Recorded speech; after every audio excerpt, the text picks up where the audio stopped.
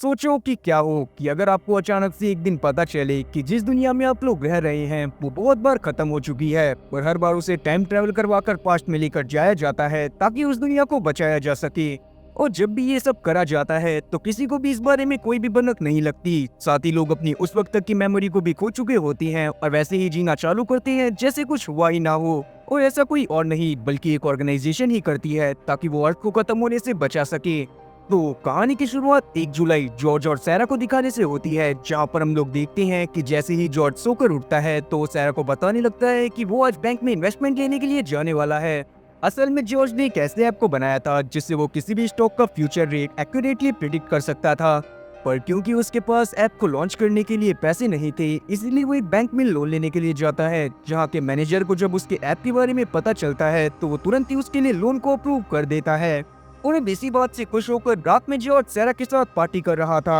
उसी दौरान हम लोग टीवी पर एक न्यूज को भी देख पाते हैं जिससे हमें पता चलता है कि धीरे धीरे कर दुनिया में एक ऐसा वायरस फैल रहा था जिससे इंसान मर रहे थे। साथ ही किसी को भी उस बीमारी के इलाज के बारे में अभी तक कुछ भी पता नहीं चल पाया था। अब इसी तरह से 3 महीने और बीत जाते हैं। जब सैरा को ये बात पता चलती है कि वो प्रेग्नेंट है तो जॉर्ज और सैरा दोनों ही बहुत ज्यादा खुश होते हैं, जिसके बाद वो शादी कर लेते हैं। और हमें ये बात भी पता चलती है कि जॉर्ज का ऐप बहुत अच्छे से चल रहा था और वो एक बहुत बड़ा आदमी बन चुका था। लेकिन इसी के साथ कहानी 3 महीने आगे और जाती है, जहाँ पर हम लोग देखते हैं कि वो वायरस पूरी तरह से दुनिया में फैल चुका है और उससे करोड़ों लोगों की मौत हो चुकी है। इसीलिए गवर्नमेंट सबको सलाह देती है कि वो लोग अपने घर में ही रहें। जॉर्ज इस सब की वजह से बहुत ज्यादा परेशान था, क्योंकि जब भी वो सैरा के साथ हॉस्पिटल में जाया करता था तो उसे यही डर लगा रहता था कि कहीं सैरा भी उस वायरस से इन्फेक्टेड ना हो जाए, क्योंकि उस वायरस की वजह से रोज ही लाखों लोगों की जान जा रही थी। अब 31 दिसंबर को जब जॉर्ज अपने साथ सैरा को लेकर हॉस्पिटल में जाता है तभी अचानक से ही सैरा की तबीयत बहुत ज्यादा खराब हो जाती है, जो देखने के बाद जॉर्ज बहुत ज्यादा डर गया था। तभी वो ये भी देखता है कि हॉस्पिटल की लाइट बहुत ज्यादा फ्लिकर कर रही थी।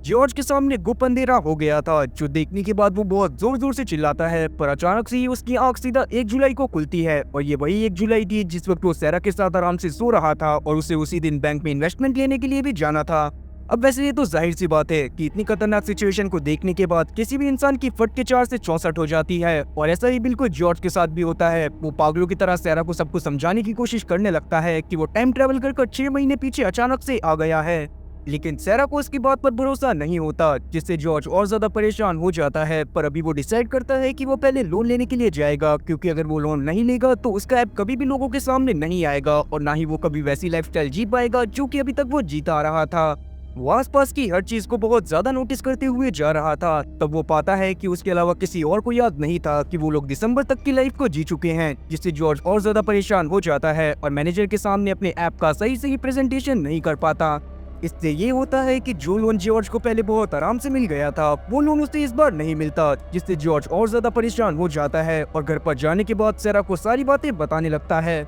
तब सैरा को लगता है कि शायद जॉर्ज को लोन नहीं मिला इसीलिए वो परेशान हो रहा है। तब वो उसे समझाने की कोशिश करती है कि लेवल सबके निकलेंगे, पर निकलेंगे उसके जो खड़ा रहेगा। इस बात को सुनने के बाद जॉर्ज को गुस्सा आ जाती है और उन दोनों की दूरियां बढ़ने लगती हैं। अब इसी तरह से 3 महीने और बीत जाते हैं और हम लोग देखते हैं कि सैरा अब जॉर्ज की हरकतों से परेशान हो गई थी। तब वो जॉर्ज से ब्रेकअप कर लेती है और वहां से चली जाती है। जॉर्ज ने भी इस बार अपने ऐप के ऊपर ध्यान नहीं दिया था, इसीलिए उसके पास पैसों की भी बहुत ज्यादा कमी हो गई थी, और क्योंकि उसकी पारो उसे छोड़कर चली गई थी इसीलिए जॉर्ज बहुत ज्यादा परेशान होता है। तब एक दिन उसकी मुलाकात आर्ची नाम की एक औरत से होती है, जो कि उसे बताती है कि उसने बिल्कुल सही देखा था। अर्थ एकदम से टाइम ट्रेवल कर 1 जुलाई को वापस से आ गई थी, पर उसकी बात पर कोई भी भरोसा नहीं करेगा। तब वो जॉर्ज को एक कार्ड देती है और उसे बताती है कि आने वाले 31 दिसंबर को एक बार अर्थ वापस से टाइम ट्रेवल करेगी। तब सभी लोग सब कुछ भूल जाएंगे और बस जॉर्ज को ही सब कुछ याद रहेगा। और टाइम ट्रेवल करने के बाद जॉर्ज को कार्ड पर लिख के एड्रेस पर जाना है, जिस पर जॉर्ज मान जाता है। और अब 2.5 महीने के बाद वो नोटिस करता है कि सारा एक कार्लोस नाम के बंदे को डेट कर रही थी, जो कि उसके ही ऑफिस में काम करा करता था।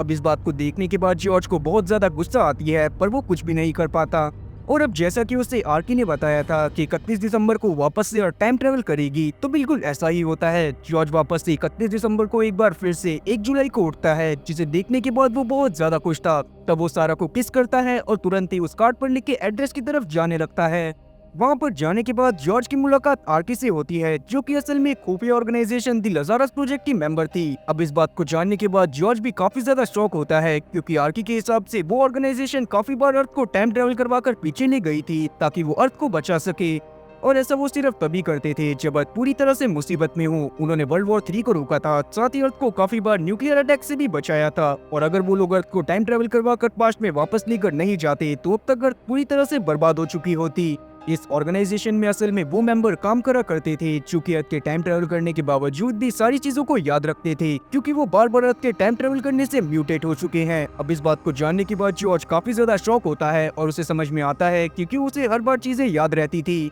साथ ही उनकी कन्वर्सेशन से हम लोग ये बात भी समझ पाते हैं कि असल में वो ऑर्गेनाइजेशन अर्थ को सिर्फ 6 महीने ही पीछे लेकर जा सकता था। वो किसी भी रैंडम दिन पर टाइम ट्रेवल नहीं कर सकते थे और टाइम ट्रेवल करने के लिए भी उन्हें सिर्फ 2 ही डेट का इंतजार करना पड़ता था, जो कि थी 31 दिसंबर या फिर 1 जुलाई। और एक बार टाइम ट्रेवल करने के बाद दुनिया में मौजूद हर एक इंसान सब कुछ भूल जाता था। चीजें याद रहती थी तो सिर्फ उन्हें, जो कि या तो ऑर्गेनाइजेशन में काम करते हों या फिर वो म्यूटेट हो चुके हों। और क्योंकि इस बार भी अर्थ पर वायरस फैलने की वजह से बहुत सारे लोग मारे गए थे, इसलिए ही उन्होंने टाइम ट्रेवल करा था ताकि वो उसका एंटीडोट ढूंढ सके और अर्थ पर वायरस को फैलने से रोक सके। अब ये सारी बातें बताने के बाद आर्की जॉर्ज को अपने साथ अपने हेडक्वार्टर में लेकर जाती है, जहाँ पर वो उसकी मुलाकात एलिजाबेथ से करवाती है, जो कि उनकी टीम की हेड थी। और तब हम लोग बाकी सभी टीम मेंबर को भी देख पाते हैं, जिसमें शामिल थे ग्रेट ब्लैक, एरिक और साथ ही शेव। अब सबसे बात करने के बाद जॉर्ज को ये बात पता चलती है कि वहाँ पर वो लोग उस वायरस का एंटीडोट बना रहे थे, पर उसके साथ साथ एक और बहुत बड़ी मुसीबत भी थी, क्योंकि ईरान में मौजूद एक बहुत बड़े न्यूक्लियर बॉम्ब को किसी ने चुरा लिया था और अब उन्हें उस इवेंट को भी रोकना पड़ेगा ताकि कोई इंसान उस बॉम्ब को ब्लास्ट ना कर दे। अब क्योंकि जॉर्ज को भी आगे चलकर सब कुछ याद रहने वाला था, इसीलिए उसे भी उस ऑर्गेनाइजेशन में शामिल कर लिया जाता है, जहाँ पर जॉर्ज का काम यही था कि वो उन इवेंट्स को रोके जिससे आगे चलकर पूरी दुनिया खत्म हो सकती है। अब थोड़े टाइम इन्वेस्टिगेशन करने के बाद उन लोगों के सामने ये बात आती है कि असल में उस बॉम्ब को चुराने वाला कोई और नहीं बल्कि लजारस ऑर्गेनाइजेशन का ही एक एक्स एजेंट डेनिस था, जो कि पहले लजारस ऑर्गेनाइजेशन में ही काम करा करता था। और ये चीज बहुत ज्यादा खतरनाक थी, क्योंकि अगर ये लोग बॉम्ब के फटने के बाद अर्थ को टाइम ट्रेवल करवा कर वापस से पीछे लेकर भी आ जाते, तब भी डेनिस को उनके प्लान के बारे में सारी चीजें पता चल जाती, जिसके बाद उसको पकड़ना बिल्कुल नामुमकिन हो जाता और वो एक बार फिर से बॉम्ब को ब्लास्ट कर देता। तब सभी लोग जल्दी से जल्दी डेनिस की लोकेशन को फाइंड आउट करने में लग जाते हैं। आगे हम लोग देखते हैं कि इस बार जॉर्ज ने सैरा के साथ भी बिल्कुल अच्छे से बनाई हुई थी, क्योंकि वो इस बात को जानता था कि बेशक से वो सैरा के सामने कितना ही भिंडी रोना क्यों ना कर ले, सैरा को उसकी बात पर भरोसा नहीं होगा। और जब वो सैरा के साथ पार्टी करते हुए एक बार कार्लोस से मिलता है, तो वो पिछली बार के गुस्से के चलते कार्लोस का सारा पैसा एक ऐसी कंपनी में लगवा देता है जो कि आगे चलकर डूबने वाली थी।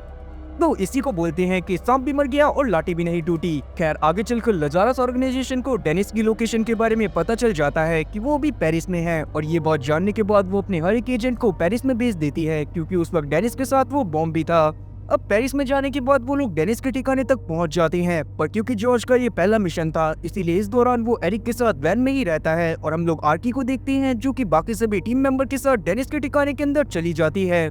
जहाँ पर जाने के बाद उसने डेनिस के सभी लोगों को जान से मार दिया था। पर हम लोग देखते हैं कि डेनिस ने और भी लोगों को वहाँ पर बिठाया होता है, जो कि एक एक कर आर्की और उसकी पूरी टीम को मार देते हैं। तब डेनिस भी यहाँ पर से बॉम्ब को लेकर भागने लगता है, और हम लोग जॉर्ज को देखते हैं जो कि उसका पीछा कर रहा था। और फिर एक टाइम ऐसा आता है जब डेनिस के पास आगे भागने के लिए कोई भी जगह नहीं बचती, इसीलिए वो गुस्से के मारे उसी टाइम पर न्यूक्लियर बॉम्ब को ब्लास्ट कर देता है। और जैसे ही वो ऐसा करता है, वैसे ही टाइम एक बार वापस से 1 जुलाई पर शिफ्ट हो जाता है। पर क्योंकि जॉर्ज जब इन सब चीजों से फेमिलियर हो गया था, इसीलिए उसे इस बार ज्यादा फर्क नहीं पड़ता। तब हम लोग देखते हैं कि वो सारा को उसके ऑफिस में छोड़ने के लिए जाता है, पर जब वो वहाँ से वापस आ रहा था, तभी कार्लोस और सारा के बीच में थोड़ी सी बहसबाजी हो जाती है। और उसी बहसबाजी के चलते जब सारा आगे की तरफ जा रही थी, तभी उसका अचानक से एक बहुत बड़े ट्रक से एक्सीडेंट हो जाता है, जिससे वो कोमा में चली जाती है। अब इस बात की वजह से जॉर्ज भी बहुत ज्यादा टूट गया था, और तभी इसके पास आर्की आकर इसे बताती है कि इन्हें डेनिस की नई लोकेशन का पता चल गया है। पर अभी जॉर्ज को इस सबसे फर्क नहीं पड़ता। वो आर्की से रिक्वेस्ट करने लगता है कि वो एलिजाबेथ से बात कर एक बार अर्थ को वापस से टाइम ट्रेवल करवा दे, ताकि सारा पूरी तरह से सही हो जाए।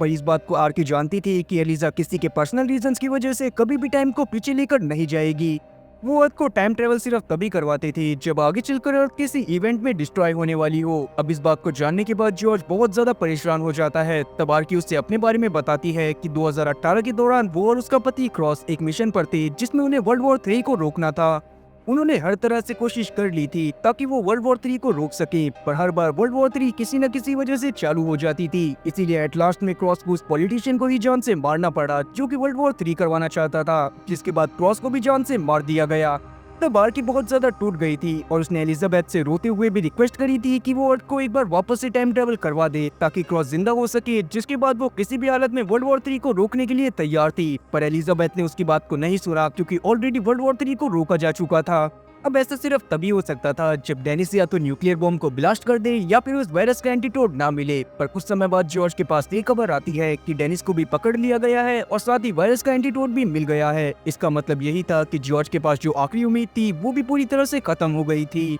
अब इन सब बातों से परेशान होते हुए जॉर्ज मदद की आस में शिव से बात करके देखता है, पर शिव भी उसकी मदद करने से साफ इनकार कर देता है क्योंकि वो जानता था कि किसी एक बंदे के पर्सनल रीजन की वजह से एलिजाबेथ कभी भी अर्थ को टाइम ट्रेवल करवाने के लिए नहीं मानेगी। अब इन सब बातों की वजह से जॉर्ज परेशान तो हो गया था, पर वो अपनी परेशानी को भगाने के लिए अपने काम पर फोकस करने का डिसाइड करता है। तब उसे डेनिस से इंटेरोगेशन करने के लिए भेजा जाता है ताकि वो डेनिस के इरादों को जान सके। वहाँ पर जाने के बाद जॉर्ज को डेनिस से कोई फोर्सफुली बात करने की जरूरत नहीं पड़ती। वहाँ पर डेनिस खुद ब खुद बता देता है कि असल में उसने बॉम्ब को चुराया था ताकि वो उस टाइम मशीन को पूरी तरह से बर्बाद कर सके जिससे अर्थ को बार बार पास्ट में लेकर जाया जाता है।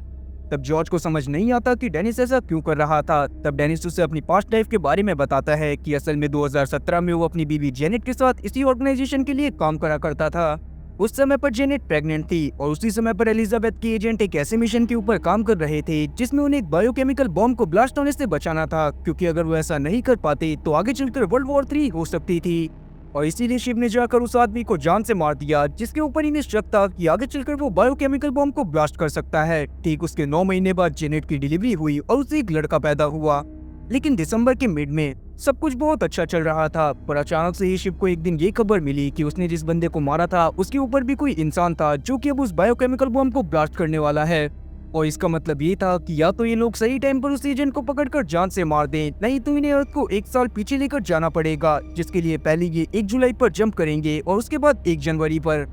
लेकिन इस बात से डेनिस बहुत ज्यादा परेशान हो जाता है क्योंकि वो जानता था कि अगर अर्थ को 1 साल पीछे लेकर जाया जाएगा तो उस वक्त जेनेट की प्रेग्नेंट ना होने की वजह से वो अपने बच्चे को खो देंगे। इसीलिए वो बस प्रे कर रहे थे कि किसी भी हालत में एजेंट सही टाइम पर उस आदमी को ढूंढकर जान से मार दे ताकि बायोकेमिकल को फटने से रोका जा सके। लेकिन आगे चलकर वही हुआ जिसका डर था। वो आदमी उस बॉम्ब को ब्लास्ट कर देता है और लजारस प्रोजेक्ट की हेड मतलब कि एलिजाबेथ डिसाइड करती है कि अर्थ को वापस से 1 साल पीछे लेकर जाया जाएगा। जिस बात से जेनेट और डेनिस परेशान होते हुए अपने बच्चे को उसके पास लेकर जाते हैं और उससे रिक्वेस्ट करते हैं कि वो ऐसा ना करे। लेकिन एलिजाबेथ उनकी बात को नहीं मानती क्योंकि बाहर की दुनिया में बॉम्ब की वजह से लाखों लोग मारे जा चुके थे और उसे किसी भी हालत में उन्हें बचाना था। तब वो एक बार टाइम को वापस से पीछे लेकर जाती है और हम लोग जेनेट और साथी डेनिस को देख पाते हैं जो कि बहुत ज्यादा परेशान हो चुके थे। तब जेनेट हिम्मत कर एक बार वापस से प्रेग्नेंट होती है और इस बार एलिजाबेथ ने भी अपने एजेंट के थ्रू अपने मिशन को सक्सेसफुली कंप्लीट करवा लिया था, इसीलिए टाइम ट्रेवल भी नहीं होने वाला था। पर आगे चलकर जब जेनेट अपने बच्चे को जन्म देती है तो वो एक लड़की थी, जिससे जेनेट काफी ज्यादा परेशान होती है क्योंकि उसका बेटा जिसको उसने पहले जन्म दिया था वो अब कभी भी वापस नहीं आने वाला था। अब 2018 के दौरान आर्की और क्रॉस भी अपने उस मिशन के ऊपर काम कर रहे थे जिसमें उन्हें वर्ल्ड वॉर 3 को होने से बचाना था।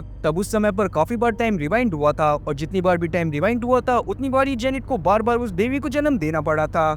जिससे जेनेट पूरी तरह से टूट चुकी थी। साथ ही जब वो लोग लड़की का डीएनए टेस्ट करवाते हैं तो उन्हें ये बात पता चलती है कि वो लड़की भी उनकी तरह ही म्यूटेटेड है। इसका मतलब यही था कि जितनी बार भी टाइम रिवाइंड हो रहा था तब तक हर बार लड़की को ये बात याद थी कि उसे बार बार पैदा करा जा रहा है। जो देखने के बाद डेनिस और जेनेट काफी ज्यादा परेशान हो गए थे क्योंकि उनके हिसाब से अर्थ को बार बार पीछे ले जाने की वजह से उनकी बेटी को बहुत ज्यादा तकलीफ हो रही थी। और आगे चलकर जब फाइनली वर्ल्ड वॉर 3 को रोकने के लिए क्रॉस अपनी जान को दे देता है तब डेनिस डिसाइड करता है कि वो उस टाइम मशीन को ही पूरी तरह से बर्बाद कर देगा, क्योंकि उस टाइम मशीन की वजह से जेनेट और साथ ही उसकी बेटी को बहुत ज्यादा दुख झेलना पड़ा था। और तब डेनिस गुस्से में एलिजाबेथ के पास जाकर उससे टाइम मशीन की लोकेशन के बारे में पूछने लगता है, पर एलिजाबेथ जो कि उसके इरादों को समझ गई थी वो उसे लोकेशन के बारे में कुछ भी नहीं बताती। और इसी बात के गुस्से के चलते डेनिस वहाँ पर एलिजाबेथ की असिस्टेंट की जान ले लेता है और उसके बाद वो एलिजाबेथ को भी जान से मारने वाला था।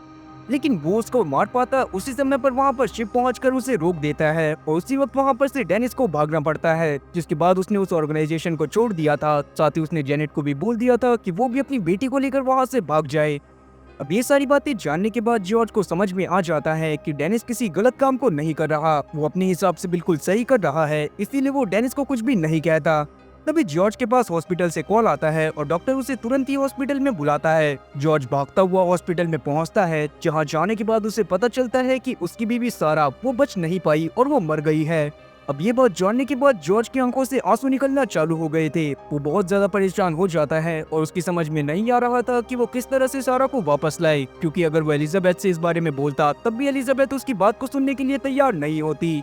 तब वो कुछ सोचता है और अकेले ही डेनिस से मिलने के लिए चला जाता है, जहाँ पर जाने के बाद वो उसे अपनी सारी सिचुएशन बताता है और साथ ही उसे ये बात भी बताता है कि वो अपनी बीवी को बचाने के लिए किसी भी हद तक जा सकता है। और तब वहाँ पर उन दोनों की बातों से हम लोग ये जान पाते हैं कि असल में डेनिस ने उस बॉम्ब को कहीं पर छुपा दिया था जो कि उसने रोमानिया से चुराया था। और अब यहाँ पर जॉर्ज चाहता था कि वो उस बॉम्ब को ढूंढकर एक ऐसी जगह पर लेकर जाए जहाँ पर बहुत सारे लोग मारे जाएं, जिसके बाद मजबूरन एलिजाबेथ को टाइम पीछे लेकर जाना ही पड़ेगा। सब जानने के बाद डेनिस तुरंत ही जॉर्ज को बॉम्ब की लोकेशन बता देता है, क्योंकि वो जानता था कि अगर अर्थ को वापस से टाइम ट्रेवल करवाया जाएगा तो डेनिस भी फ्री हो जाएगा और उसके पास लजारस प्रोजेक्ट से बचने के हजारों तरीके होंगे। अब इसी बीच जॉर्ज जेनेट से भी जाकर मिलता है, पर जेनेट उसे तुरंत ही वहाँ से भगा देती है। तब जॉर्ज ने सोच लिया था कि वो किसी भी हालत में रोमानिया में जाकर उस बॉम्ब को हासिल करेगा और किसी ऐसी जगह पर फोड़ देगा जहाँ पर लाखों लोग उस बॉम्ब की वजह से मारे जाएं। और यही सब सोचने के बाद वो तुरंत ही सारा के क्रेडिट कार्ड से अपने लिए 2 प्लेन की टिकट को बुक करवा लेता है ताकि वो आराम से वहाँ से आ और जा पाए। जिसके बाद वो शिव को कॉल कर बोल देता है कि वो कुछ दिनों तक ऑफिस में नहीं आ पाएगा क्योंकि उसकी तबीयत खराब है।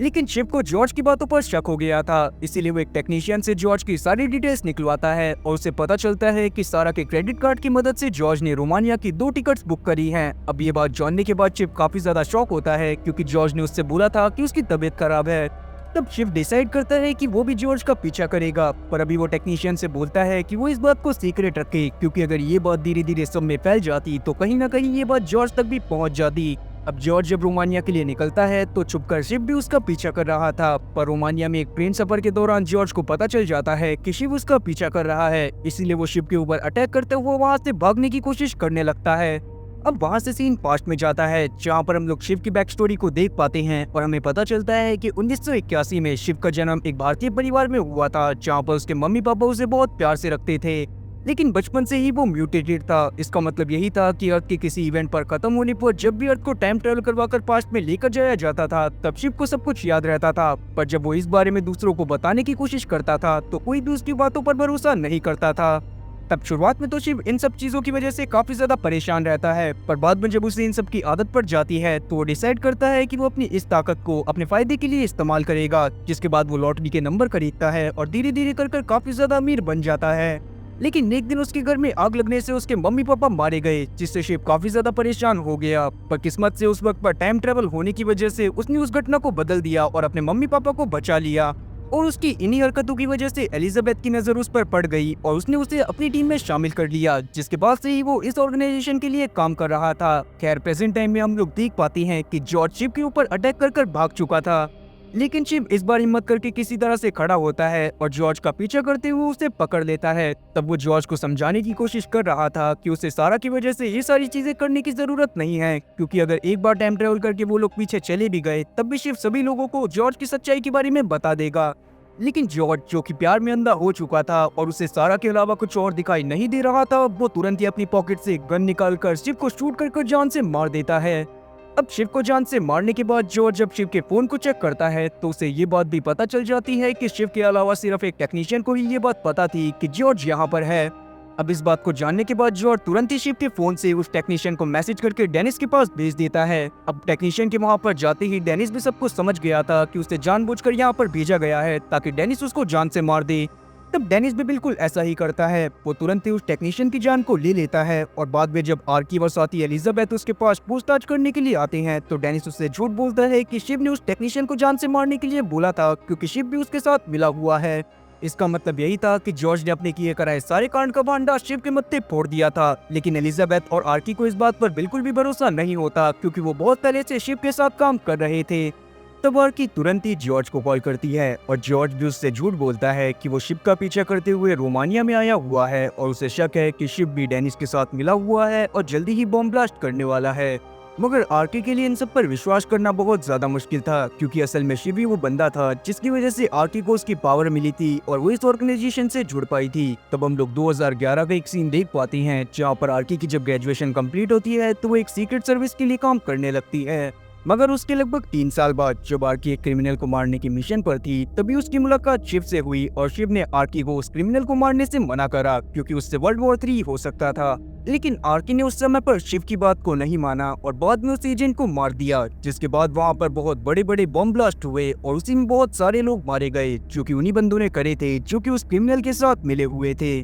तब टाइम को एक बार वापस से रीसेट करा गया और शिव वापस से एक बार आर्की से जाकर मिला, मगर आर्की क्योंकि सब कुछ भूल गई थी इसलिए उसे इस बार भी शिव की बात पर भरोसा नहीं होता। तब शिव उसे अपने पास रखा एक सीरम पिलाता है जिससे आर्की भी उसकी जैसी बन गई थी और इसका मतलब ये था कि अगर कोई इंसान नेचुरली म्यूटेट नहीं हो रहा है तो उसे एक दवाई को देकर म्यूटेट करा जा सकता है। और अब यही सब याद आने के बाद आर्की बहुत ज्यादा शौक थी क्योंकि उसकी समझ में नहीं आ रहा था कि आखिरकार शिव दुनिया को खत्म क्यों करना चाहता था। इसलिए वो तुरंत इन चीजों की जांच पड़ताल करना चालू कर देती है और दूसरी तरफ हम लोग जॉर्ज को देखते हैं जो कि उस बॉम्ब के पास जा रहा था। उस दौरान जॉर्ज ने काफी सारे लोगों को जान से मार दिया था और उसके भी कंधे पर गोली लग गई थी, पर अभी के समय पर जैसे तैसे वो उस बॉम्ब के पास पहुंचता है और बॉम्ब को लेकर रूस और रोमानिया के बॉर्डर पर जाने लगता है ताकि अगर रूस के बॉर्डर पर वो ब्लास्ट करे तो रूस के लोग रोमानिया के ऊपर अटैक कर दे और टाइम को वापस से पीछे लेकर जाना पड़े। अब बॉम्ब को ब्लास्ट करने की वजह से वहाँ पर बहुत कम लोगों की जान गई थी और ये देखने के बाद एलिजाबेथ डिसाइड करती है कि वो तब तक टाइम को पीछे लेकर नहीं जाएगी जब तक रूस रोमानिया के ऊपर अटैक करने के लिए तैयार नहीं होगा। अब जॉर्ज आर्की को कॉल कर बोलता है कि बॉम्ब किसी और ने नहीं बल्कि शिव ने ही ब्लास्ट करा था और जब जॉर्ज ने उसे रोकने की कोशिश करी तो शिव ने उसके कंधे के ऊपर गोली मार दी। अब ये बातें जानने के बाद आर्की बहुत ज्यादा शॉक थी, पर सबसे पहले वो एक प्राइवेट जेट की मदद से जॉर्ज को अपने बेस में वापस बुलाती है और ये लोग एक मीटिंग करते हैं जहाँ पर एलिजाबेथ ने डिसाइड करा था कि अगले दिन वो रशिया के डिफेंस सेक्रेटरी से जाकर मिलेगी और उनसे इस बात का कंफर्मेशन लेगी कि वो रोमानिया के ऊपर अटैक करने भी वाले हैं या फिर नहीं, और अगर वो अटैक ना करने के लिए मान जाते हैं तो इन्हें टाइम को पीछे ले जाने की कोई भी जरूरत नहीं होगी। अब ये बात जानने के बाद जॉर्ज काफी ज्यादा शॉक होता है क्योंकि वो किसी भी हालत में सारा को वापस लाने के लिए टाइम को पीछे लेकर जाना चाहता था। इसीलिए जब अगले दिन एलिजाबेथ रशिया की डिफेंस सेक्रेटरी से मिलने के लिए जाती है तो जॉर्ज भी उसके साथ जाता है। वहां पर जाने के बाद उसे एलिजाबेथ और सेक्रेटरी की बातों से पता चलता है कि सेक्रेटरी को ये चीज लग रही है कि ये जो अटैक हुआ था वो किसी आतंकवादी संगठन का काम है और इसीलिए ये लोग रोमानिया के ऊपर अटैक नहीं करने वाले। अब ये बात जानने के बाद एलिजाबेथ तो काफी ज्यादा खुश थी, मगर जॉर्ज इस बात से काफी ज्यादा परेशान होता है क्योंकि वो किसी भी हालत में टाइम को पीछे लेकर जाना चाहता था ताकि वो सैरा की जान को बचा सके। लेकिन जॉर्ज के पास अभी एक और प्लान था। जैसे ही वो एलिजाबेथ को वापस से बेस में छोड़ देता है तो वो एक बार वापस से रशिया की डिफेंस सेक्रेटरी को कॉल करता है और उसे बताता है कि रोमानिया ने जानबूझकर उनके ऊपर अटैक करा था और वो रशिया को पूरी तरह से बर्बाद करना चाहते हैं। तब डिफेंस सेक्रेटरी उससे प्रूफ मांगती है जिस पर जॉर्ज उसे मिलने के लिए बोलता है और जैसे ही वो उसके घर में उससे मिलने के लिए जाता है तो वो तुरंत ही उसे शूट कर देता है। साथ ही उसने उसके गार्ड और साथ ही उसके पति को भी जान से मार दिया था, पर अभी वो उसके बेटे को जिंदा छोड़ देता है और उससे सभी लोगों के पास मैसेज पहुंचाता है कि रोमानिया और अमेरिका के लोग मिलकर रशिया के ऊपर अटैक करना चाहते हैं। और जैसे ही ये बात रशिया को पता चलती है तो वो तुरंत ही रोमानिया के ऊपर अपनी मिसाइल्स को छोड़ देता है। और अब ये बात जानने के बाद एलिजाबेथ को ना चाहते हुए भी एक बार टाइम को वापस से रीसेट करना पड़ता है और वो डिसाइड करती है कि इस बार टाइम के रीसेट होते ही वो सबसे पहले डेनिस और शिव को पकड़ लेगी ताकि उन दोनों में से कोई भी उस बॉम्ब को ब्लास्ट ना कर पाए, जिससे कभी भी रूस और रोमानिया के बीच में कोई भी लड़ाई नहीं होगी। अब टाइम के रीसेट होते ही शिव और सारा वापस से जिंदा हो जाते हैं और शिव को सब कुछ याद था, इसीलिए वो तुरंत ही जॉर्ज के घर की तरफ भागता है ताकि वो जॉर्ज को पकड़ सके। जॉर्ज अपने घर में सारा को जिंदा देखने के बाद बहुत ज्यादा खुश होता है और दूसरी तरफ हम लोग डेनिस को देख पाते हैं जो कि प्रोजेक्ट लजारस की कैद से छूट गया था और अब वो डिसाइड करता है कि वो एटॉमिक बॉम्ब को ले जाकर किसी भी हालत में उस टाइम मशीन को बर्बाद कर देगा। तब आर्की तुरंत ही अपनी टीम के साथ डेनिस को पकड़ने के लिए जाने लगती है और दूसरी तरफ हम लोग शिव को देख पाते हैं जो कि जॉर्ज के घर में आकर उसके ऊपर गन पॉइंट कर देता है, पर क्योंकि जॉर्ज को ये बात पता थी कि शिव उसके पास जरूर आएगा इसीलिए वो भी शिव को गन पॉइंट पर ले लेता है। और अब जब शिव को ये बात पता चलती है कि जॉर्ज ने पिछली बार जो भी हुआ था उसका सारा का सारा भांडा शिव के मत्थे फोड़ दिया था, तो वो काफी ज्यादा परेशान हो जाता है और वहाँ से भागने लगता है क्योंकि वो इस बात को जानता था कि एलिजाबेथ उसकी बात पर इतनी आसानी से भरोसा नहीं करेगी और उसको जान से मार देगी। जॉर्ज ने पिछली टाइमलाइन में जो भी करा था उसकी वजह से वो पछतावे में तो था, पर वो सैरा को पाकर बहुत ज्यादा खुश था, इसीलिए वो ज्यादा से ज्यादा समय सैरा के साथ बिताने लगता है और डिसाइड करता है कि वो सैरा को पेरिस घुमाने के लिए लेकर जाएगा। वहीं हम लोग आर्की और उसके साथियों को देखते हैं जो कि जब डेनिस के ठिकाने पर पहुंचते हैं तब तक डेनिस वहां से भाग चुका था। अब इसी के साथ 3 महीने बीत जाते हैं और हम लोग देखते हैं कि जॉर्ज अपने साथ सैरा को पेरिस में लेकर आया हुआ है, जहां पर जाने के बाद जॉर्ज सैरा के साथ टाइम बिताते हुए उसे शादी के लिए प्रपोज कर देता है और सैरा भी इसके लिए मान जाती है। पर अगली सुबह जैसे ही होती है वैसे ही सैरा को रियलाइज होता है कि उसे जॉर्ज को शादी के लिए हाँ नहीं बोलना चाहिए था। सारा को लग रहा था कि पिछले 3 महीने से जॉर्ज उसे बहुत ज्यादा कंट्रोल करने की कोशिश कर रहा है, और ऐसा इसीलिए हो रहा था क्योंकि जब से सारा वापस से जिंदा हुई थी तब से जॉर्ज उसका बहुत ज्यादा ध्यान रखता था। अब इसी बात को वजह बनाते हुए सारा जॉर्ज से ब्रेकअप कर लेती है और जॉर्ज का दिल एक बार फिर से टूट जाता है। अब इस सीन को देखने के बाद तो मुझे सिर्फ एक ही शेर याद आता है कि हमने तो ऐसा सनम तेरी याद में रो रो के टब भर दिए, पर तुम तो बेवफा निकले, आज नहाए और चल दिए। खैर आगे की कहानी में हम लोग देख पाते हैं कि जॉर्ज अपने ब्रेकअप के बाद काफी ज्यादा परेशान हो गया था और धीरे धीरे उसका काम में भी मन लगना बंद हो जाता है। तभी अचानक से एक दिन एलिजाबेथ बताती है कि उन्हें शिवा की लोकेशन के बारे में कुछ पता चला है। शिव को अभी कुछ समय पहले जर्मनी में देखा गया था, जहाँ पर उसने कुछ चाइनीज सोल्जर को भी जान से मार दिया था। अब ये बात जानने के बाद सभी लोग बहुत ज्यादा शॉक थे कि वहाँ पर शिव क्या कर रहा था और साथ ही उसने चाइनीज सोल्जर के ऊपर अटैक क्यों करा। अब इसी बारे में पता करने के लिए जॉर्ज और आर्की को जर्मनी में भेजा जाता है, जहां पर क्राइम लोकेशन पर पहुंचने के बाद उन्हें पता चलता है कि वहां पर से कुछ डीएनए सैंपल्स भी बरामद हुए थे, जिन्हें चेक करने पर पता चलता है कि वो डीएनए सैंपल किसी और के नहीं बल्कि जेनेट के थे। अब ये बात जानने के बाद एलिजाबेथ भी सबको बताती है कि पहले के समय से ही चाइनीज लोग भी टाइम मशीन को बनाना चाहते हैं ताकि वो आगे चलकर उसको अपने यूज में ले सकें, और इसीलिए वहाँ के कुछ लोगों ने जो कि म्यूटेट हो चुके थे अपने एक अलग ग्रुप को बनाया ताकि वो खुद की एक टाइम मशीन को बना सके। पर उन्हें टाइम मशीन के बारे में घंटा नॉलेज नहीं थी और इसीलिए वो जेनेट को पकड़ने आए थे ताकि वो उससे टाइम मशीन के बारे में जान सकें,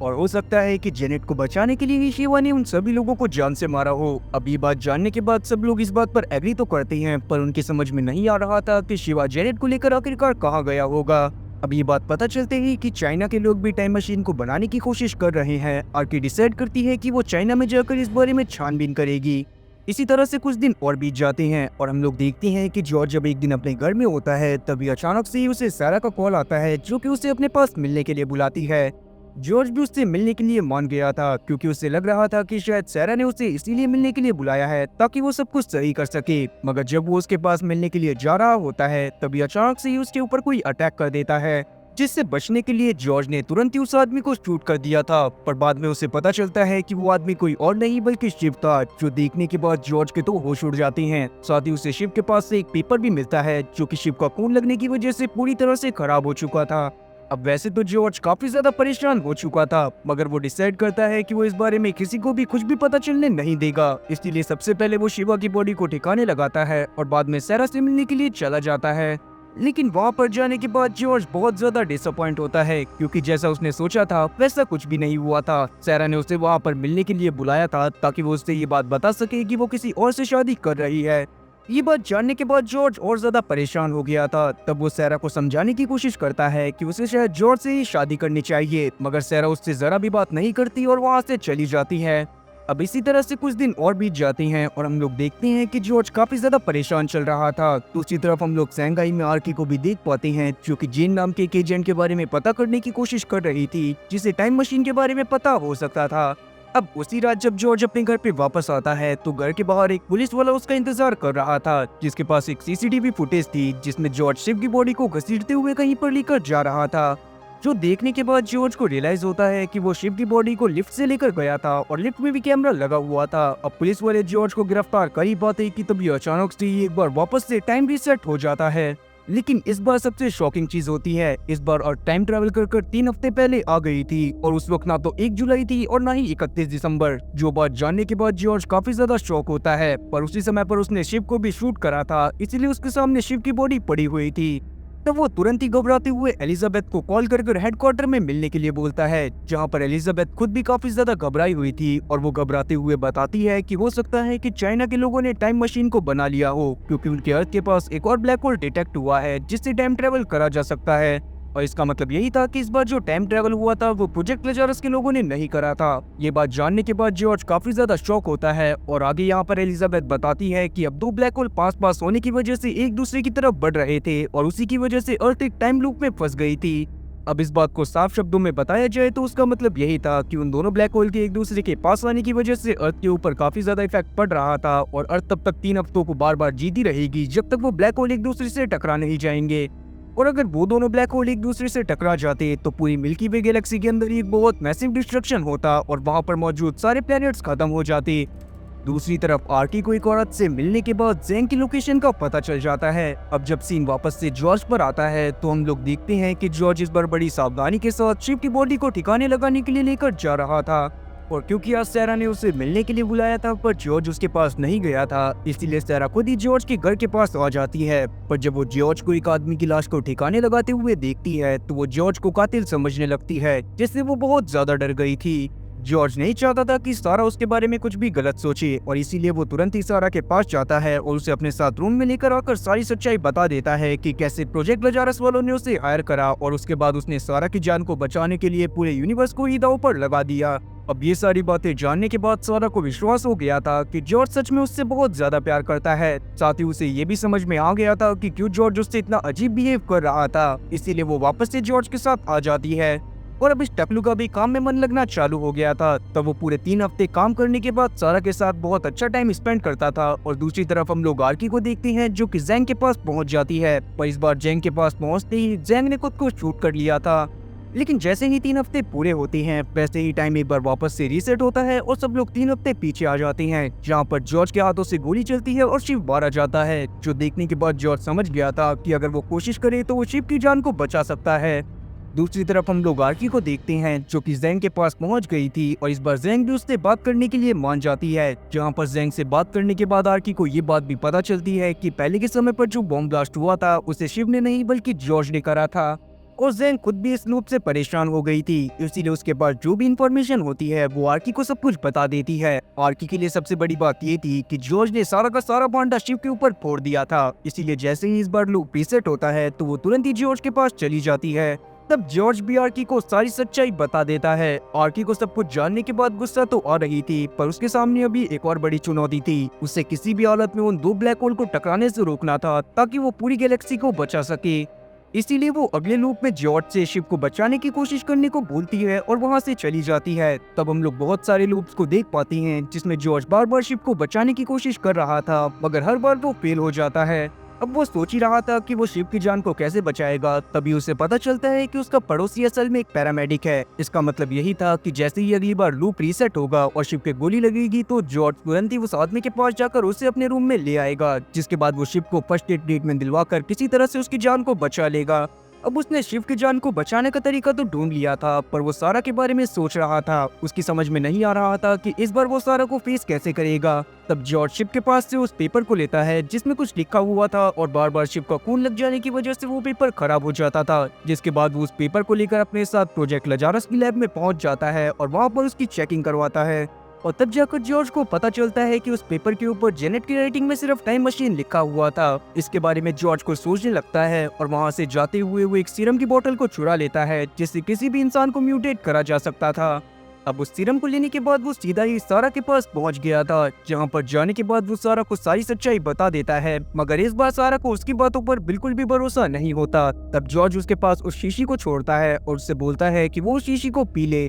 अब इसी तरह से कुछ दिन और बीत जाते हैं और जैसे ही टाइम वापस से रीसेट होता है वैसे ही जॉर्ज भागता हुआ अपने नेबर के पास जाकर उसे अपने रूम में बुलाता है और किसी तरह से शिव की जान को बचा लेता है। दूसरी तरफ प्रोजेक्ट लजारस के हेडक्वार्टर में हम लोग देखते हैं कि डेनिस अपने आप ही आ जाता है, जिसे देखने के बाद सभी लोगों ने उसे गन पॉइंट पर ले लिया था। पर डेनिस यहाँ पर सबको बताता है कि असल में चाइनीज ने ही ये सब करा है और उन्होंने एक टाइम मशीन को बना लिया है, और अगर उन्हें उन दोनों ब्लैक होल को टकराने से रोकना है तो उन्हें किसी भी हालत में जेनेट को ढूंढना पड़ेगा, जिसे चाइनीज लोगों ने 2012 में टाइम मशीन से पीछे भेज दिया था। ये बात जानने के बाद एलिजाबेथ काफी ज्यादा शॉक होती है। हम लोग देख पाते हैं कि हमारे टकलू जॉर्ज ने सैरा को वो सीरम दे दिया था और सैरा ने भी उसकी बात मानकर उस सीरम को ले लिया था, और इसीलिए जब वो इस बार जॉर्ज के पास आई थी तो उसे सारी चीजें याद थी। और क्योंकि इस बार जॉर्ज ने शिव को बचाने के लिए अपने पड़ोसी की मदद ली थी और शिव की हालत भी स्टेबल हो गई थी, इसलिए शिव भी इस बार बच जाता है। साथ ही शिव यहाँ पर जॉर्ज को सजेशन देता है कि उन्हें एलिजाबेथ को सारी सच्चाई बता देनी चाहिए और साथ ही सैरा के बारे में भी बता देना चाहिए, और शायद तभी जाकर वो दोनों आपस में दोनों ब्लैक होल को टकराने से रोक पाएंगे, क्योंकि शिव भी एलिजाबेथ के सामने उनकी टीम के लिए काम कर पाएगा। अब इस बात पर जॉर्ज भी एग्री कर जाता है और तुरंत ही सैरा को लेकर एलिजाबेथ के पास चला जाता है। और तब जॉर्ज एलिजाबेथ को सारी सच्चाई बता देता है कि कैसे उसने सैरा की जान को बचाने के लिए जानबूझकर वो बॉम्ब ब्लास्ट करा था, क्योंकि अगर वो ऐसा नहीं करता तो एलिजाबेथ कभी भी टाइम को पीछे लेकर नहीं जाती। साथ ही जॉर्ज ने शिव को जानबूझकर उस समय पर मार दिया था, क्योंकि शिव को उसके बारे में सारी सच्चाई पता चल गई थी। पर बाद में जब टाइमलाइन रीसेट हुई तो शिव भी जिंदा हो गया। लेकिन आगे चलकर जब जॉर्ज को टाइमलाइन के चेंज होने पर बार बार सारा को सबको समझाने की जरूरत पड़ गई, तो जॉर्ज ने डिसाइड करा कि वो प्रोजेक्ट लजारस की लैब से एक सीरम को चुराकर सारा को पिला देगा, ताकि आगे चलकर सारा को भी सब कुछ याद रहे। अब ये सारी बातें जानने के बाद एलिजाबेथ को बहुत ज्यादा गुस्सा आई थी, पर अभी उसके सामने इससे बहुत बड़ी मुसीबत थी, क्योंकि उसे उन दो ब्लैक होल को आपस में टकराने से रोकना था, जिसकी वजह से अर्थ एक नॉर्मल टाइम लूप पे फंस गई थी और बार बार वो 1 जुलाई से 21 जुलाई तक ही चला करती थी। इसीलिए अभी के समय पर वो जॉर्ज और सारा को वापस से अपनी टीम में शामिल कर लेती है, पर उसने डिसाइड कर लिया था कि एक बार वो इस मुसीबत से छुटकारा पा लेंगे तो जॉर्ज को इस बात की सजा जरूर देंगे। तब जॉर्ज भी इस बात पर एग्री कर जाता है और सारा के साथ अपनी मिशन के ऊपर काम करने लगता है। अब उन लोगों का काम यही था कि उन्हें उस ग्रुप के बारे में पता लगाना था जिन्होंने दूसरी टाइम मशीन बनाई थी और अर्थ पर एक दूसरा ब्लैक होल क्रिएट हो गया था। और क्योंकि वहां पर पहले से ही प्रोजेक्ट लजारस की वजह से एक ब्लैक होल बना हुआ था, तो अब वो दोनों ब्लैक होल एक दूसरे की तरफ बढ़ रहे थे।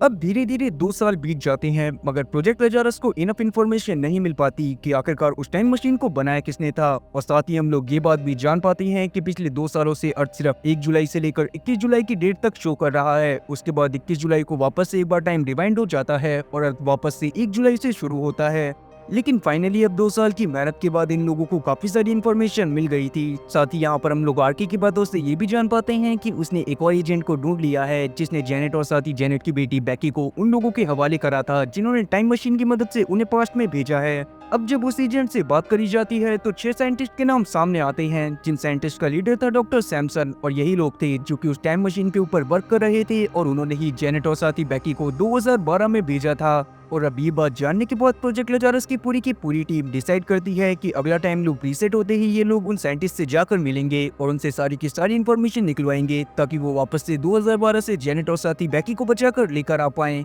लेकिन लूप रीसेट होने के बाद जब ये लोग एक एक करके उन सभी साइंटिस्ट के घर में पहुंचते हैं तो उन्हें ये बात पता चलती है कि लूप के रीसेट होने से पहले ही उन सभी साइंटिस्ट को मार दिया गया था। इस बात से ये लोग काफी ज्यादा निराश हो जाते हैं कि तभी जॉर्ज सैमसन के घर में पहुंच जाता है और उससे ये बात पता चलती है कि सैमसन को लूप के स्टार्ट होने के बाद मारा गया था। और इसका मतलब यही था कि टाइम लूप के रीसेट होने के बाद अगर ये लोग जल्दी से सैमसन के घर में पहुंच जाते हैं तो ये लोग सैमसन को बचा सकते हैं। अब ये बात जानने के बाद डेनिस डिसाइड करता है कि वही सैमसन को बचाने की जिम्मेदारी अपने कंधे पर लेगा। और ऐसा इसीलिए क्योंकि डेनिस ही वो इकलौता शख्स था जो कि टाइम लूप रीसेट होने के बाद सैमसन के सबसे ज्यादा करीब होता था। तब अगले लूप के दौरान सैमसन को बचा लिया जाता है और उसे जब प्रोजेक्ट लजारस की लैब में लेकर आया जाता है तो एलिजाबेथ उससे सारे सवाल करती है। और क्योंकि डॉक्टर सैमसन की जान को एलिजाबेथ के साथियों ने बचाया था, इसीलिए डॉक्टर सैमसन भी उसे अपने प्रोजेक्ट के बारे में सारी सच्चाई बताने के लिए मान जाता है और इस बात को भी कबूल कर लेता है कि उसने ही जेनेट और साथी बैगी को 2012 में भेजा था। अब वहाँ से सीन 2012 में जाता है और हम लोग रॉबिन नाम के एक बंदे को देख पाते हैं जो कि असल में पहले प्रोजेक्ट लजारस का मेंबर और साथ ही एलिजाबेथ का पति हुआ करता था। तब वो एक डॉक्टर ग्री नाम की औरत के पास जाता है और उससे बातें करते हुए उससे साइंटिस्ट की एक ऐसी टीम बनाने को बोलता है जो कि उसके लिए टाइम मशीन को बनाने का काम कर सके। और अब रॉबिन के बारे में जानने के बाद एलिजाबेथ काफी ज्यादा शॉक हो गई थी। साथ ही उसे ये बात भी समझ में आ गई थी कि आखिरकार क्यों 2012 में रॉबिन ने प्रोजेक्ट लजारस को छोड़ दिया था, और इसका साफ सा रीजन यही था कि वो 2012 से अपनी खुद की एक टाइम मशीन बनाने की कोशिश कर रहा था। अब वहाँ से सीन 2012 में जाता है और हम लोग देख पाते हैं कि रॉबिन डॉक्टर ग्रे की मदद से 2012 में ही उन 6 साइंटिस्ट की टीम बना लेता है जो अब टाइम ब्रेकर ग्रुप में काम कर रहे थे। लेकिन 2012 के दौरान ही लैब में एक फायर के दौरान डॉक्टर ग्रे मारी जाती है, जिसके बाद उन सभी टाइम ब्रेकर ग्रुप वालों को टाइम मशीन बनाने में बहुत ज्यादा दिक्कत आ रही थी, मगर फिर भी वो जैसे तैसे उस टाइम मशीन को 2015 में बना ही लेते हैं। और तब से ही वो लोग अपनी टाइम मशीन को टेस्ट करने में लगे हुए थे। उनकी टाइम मशीन और प्रोजेक्ट लजारस वालों की टाइम मशीन में बहुत ज्यादा फर्क था। जहां प्रोजेक्ट लजारस वाले सिर्फ 1 जुलाई या फिर 31 दिसंबर को ही टाइम ट्रेवल कर सकते थे, वहीं टाइम ब्रेकर ग्रुप कभी भी टाइम ट्रेवल कर सकता था। साथ ही उनकी टाइम मशीन की खास बात ये थी कि वो पास्ट के साथ साथ फ्यूचर में भी ट्रेवल कर सकते थे। आगे हम लोग देख पाते हैं कि जैसे जैसे वो अपनी टाइम मशीन को टेस्ट कर रहे थे वैसे वैसे उन्हें टाइम मशीन की कुछ और चीजों के बारे में भी पता चलता है। जैसे जितनी बार भी वो लोग टाइम मशीन को टेस्ट करने के लिए किसी भी जानवर या ऑब्जेक्ट को पास्ट या फ्यूचर में भेज रहे थे, उतनी बार ही टाइम मशीन की वजह से स्पेस टाइम में छेद हो रहा था, जिस वजह से उन्होंने धोखे से एक और ब्लैक होल को बना दिया था।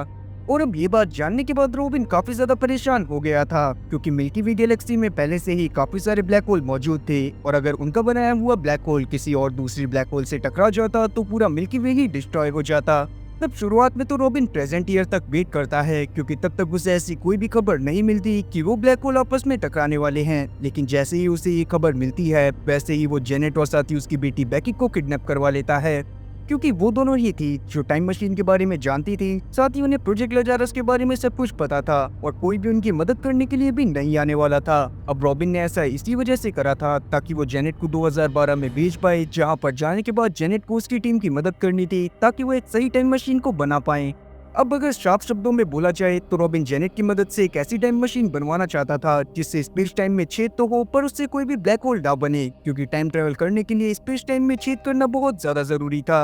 और इसीलिए ही रॉबिन ने जेनेट और उसकी 6 साल की बेटी को अपनी बेटी रायन के साथ 2012 में भेज दिया था ताकि वो तीनों वहां पर जाकर उनके साइंटिस्ट की मदद कर पाएं। और अब क्योंकि टाइम मशीन भी बन गई थी, इसीलिए रॉबिन वहां पर मौजूद सभी साइंटिस्ट को सस्ते शाहजहां की तरह गोली मरवा देता है ताकि किसी और को उसकी टाइम मशीन के सीक्रेट मसालों के बारे में पता न चल जाए। और उस समय पर बस डॉक्टर सैमसन ही ऐसा होता है जो उसके खाना खजाना स्टोर से जिंदा बचकर भाग पाता है, लेकिन उसके बाद भी रॉबिन के आदमी उसको उसके घर में घुसकर मार देते हैं। खैर, प्रेजेंट टाइम में हम लोग देख पाते हैं कि सब जानने के बाद एलिजाबेथ बहुत ज्यादा शॉक थी। साथ ही अब उसे ये बात भी समझ आ गई थी कि असल में पिछले 2 साल से 21 जुलाई को दुनिया ब्लैक होल की टकराने की वजह से खत्म हो रही है। पर प्रोजेक्ट लजारस की टाइम मशीन में ऑटोमेटिक मोड होने की वजह से वो लोग बार बार 1 जुलाई को टाइम ट्रेवल कर रहे थे। मतलब अभी 2 साल से जो 3 वीक का टाइम लूप चल रहा था वो प्रोजेक्ट लजारस की टाइम मशीन की वजह से था। और इसका मतलब यही था कि अगर वो टाइम मशीन अभी तक नहीं होती तो बहुत पहले ही पूरी दुनिया खत्म हो जाती। लेकिन अब उनकी टाइम मशीन भी धीरे धीरे जवाब देने लग गई थी, इसीलिए एलिजाबेथ और ज्यादा परेशान होने लगती है। साथ ही अब थोड़ा दिमाग लगाने के बाद एलिजाबेथ को ये बात भी समझ आती है कि जेनेट भी अपने मिशन में फेल हो गई थी, क्योंकि अगर वो सक्सेसफुल हो जाती तो दूसरा ब्लैक होल वापस से गायब हो जाता। इसीलिए अब एलिजाबेथ डिसाइड करती है कि वो सैमसंग की मदद से एक और टाइम मशीन को बनाएगी जिससे वो किसी भी वक्त में टाइम ट्रेवल कर सके, ताकि वो 2012 में जाकर जेनेट को बचा सके, साथ ही उस वक्त पर टाइम ब्रेकर ग्रुप को पूरी तरह से डिस्ट्रॉय कर सके। लेकिन बाद में सैमसन एलिजाबेथ को बताता है कि उस तरह की टाइम मशीन को बनाने के लिए कुछ खास कोऑर्डिनेट्स की जरूरत होती है, जो कि असल में रॉबिन ने सैमसन से उसी वक्त छीन लिए थे जब रॉबिन की टाइम मशीन बनकर तैयार हो गई थी। अब ये बात जानने के बाद जॉर्ज आर्की और उनकी पूरी की पूरी टीम उसी लैब में जाती है जहाँ पर टाइम ब्रेकर ग्रुप अपना काम कर रहा था। लेकिन जब तक वो लोग वहाँ पर पहुँचते हैं तब तक उन्हें पता चलता है कि रॉबिन वहाँ से सभी कोऑर्डिनेट्स को लेकर निकल गया था।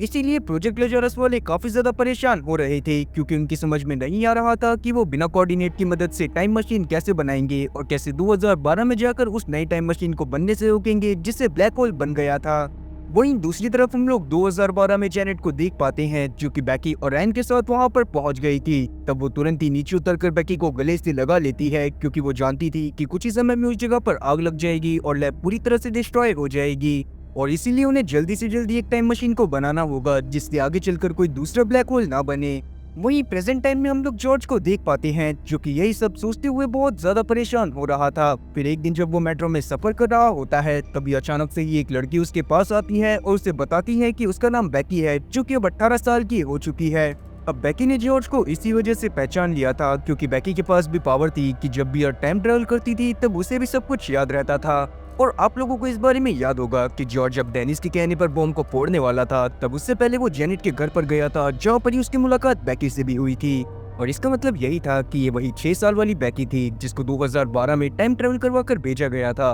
और उस समय पर ये जैसे तैसे जिंदा बच गई होगी और अभी के समय पर ये 18 साल की थी। और अब ये सब जानने के बाद जॉर्ज बहुत ज्यादा खुश होता है। तब बेकी से बात करके जॉर्ज को ये बात पता चलती है कि असल में 2012 के समय में अचानक से रॉबिन की लैब में कुछ लोगों ने हमला कर दिया था और उसके बाद उसे एक एक्सीडेंट दिखाने के लिए वहां पर आग लगा दी गई जिसमें जेनेट भी मारी गई थी और इसीलिए वो अपने मिशन में भी कामयाब नहीं हो पाई थी। अब ये सब जानने के बाद जॉर्ज और ज्यादा परेशान हो गया था, मगर उसकी परेशानी तब खत्म हो जाती है जब बेकी उसे बताती है कि जेनेट को कुछ चीजों का अंदाजा पहले से था कि अगर लजारस प्रोजेक्ट वाले को इस दूसरे प्रोजेक्ट के बारे में पता चलेगा तो वो उस प्रोजेक्ट को रोकने की कोशिश जरूर करेंगे। और इसीलिए जेनेट ने उन टाइम मशीन के कोऑर्डिनेट्स की कॉपी को मरने से पहले एक बिल्डिंग में छुपा दिया था। अब ये बात जानने के बाद डेनिस भी काफी ज्यादा खुश होता है, साथ ही वो बेकी से मिलने के बाद बहुत ज्यादा खुश हुआ था, जिसके बाद जॉर्ज, डेनिस और साथ ही बेकी तुरंत ही उस बिल्डिंग में जाकर उन कोऑर्डिनेट को हासिल कर लेते हैं। साथ ही तब तक डॉक्टर सैमसन ने भी एक प्लेन के अंदर ही अपनी नई टाइम मशीन बना ली थी जिसकी मदद से वो 2012 में टाइम ट्रेवल करने वाले थे। तभी उन्हें ये बात भी पता चलती है कि असल में यही उनका आखिरी मौका है, क्योंकि प्रोजेक्ट लजारस की टाइम मशीन भी अब खराब हो चुकी थी। और अगर इस बार वो फेल हो गए तो अर्थ अब टाइम ट्रेवल नहीं करेगी और पूरी तरह से खत्म हो जाएगी। तब प्रोजेक्ट लजारस की पूरी टीम ये सब जानने के बाद 2012 में जाने के लिए तैयार होती है। बस एलिजाबेथ बूढ़ी होने की वजह से 2024 में ही रुक गई थी, जिसके बाद हम देख पाते हैं कि जैसे ही वो सब अपने प्लेन को ले जाकर उसमें कोऑर्डिनेट डालते हैं तभी डेनिस कुछ नोटिस करता है। फिर जब वो प्लेन में चेक करता है तो उसे वहाँ पर बेकी मिलती है, जो कि छुपकर उनके प्लेन में उनके साथ आ गई थी। और ऐसा इसी वजह से था क्योंकि वो भी चाहती थी कि 2012 में वो भी अपनी माँ और खुद के वर्जन को बचाने के लिए जाए। तब बाकी सब भी बेकी को अपने साथ ले जाने के लिए मान गए थे। तभी अचानक से ही उनका प्लेन टर्बुलेंस में फंस जाता है, जिसके बाद जब उनका प्लेन टर्बुलेंस से बाहर आता है तो उन्हें पता चलता है कि उनके प्लेन का पायलट मारा गया है। और ये सब तो चलो फिर भी ठीक था, पर अभी उन लोगों को सबसे बड़ा धक्का तब लगता है जब उन्हें पता चलता है कि वो लोग 2012 में नहीं बल्कि 2018 में आ गए थे, जो असल में वही वक्त था जब बेकी को बार बार पैदा होना पड़ा था। साथ ही क्रॉस ने खुद की जान देकर अर्थ पर वर्ल्ड वॉर 3 को होने से बचाया था। अब ये बात जानने के बाद सब लोग बहुत ज्यादा परेशान थे। तब सैमसन वहाँ पर बताता है कि कंप्यूटर में कुछ खराबी होने की वजह से वो लोग 2018 में आ गए थे और उसे उस गलती को ढूंढकर वापस से रीप्रोग्राम करना पड़ेगा, जिसमें उसे काफी समय लगने वाला था। तब आर्की वहाँ पर सभी लोगों को समझाती है कि असल में 2018 में उन्होंने बहुत बार टाइम को रीसेट करा था और अगर उसकी कैलकुलेशन सही रही तो बस उन्हें जल्दी से जल्दी कंप्यूटर में आई गलती को बस फाइंड आउट करना है, जिसके बाद जब टाइम रीसेट होगा तो वो लोग वापस से उसी प्लेन में आ जाएंगे और उनका पायलट भी जिंदा होगा।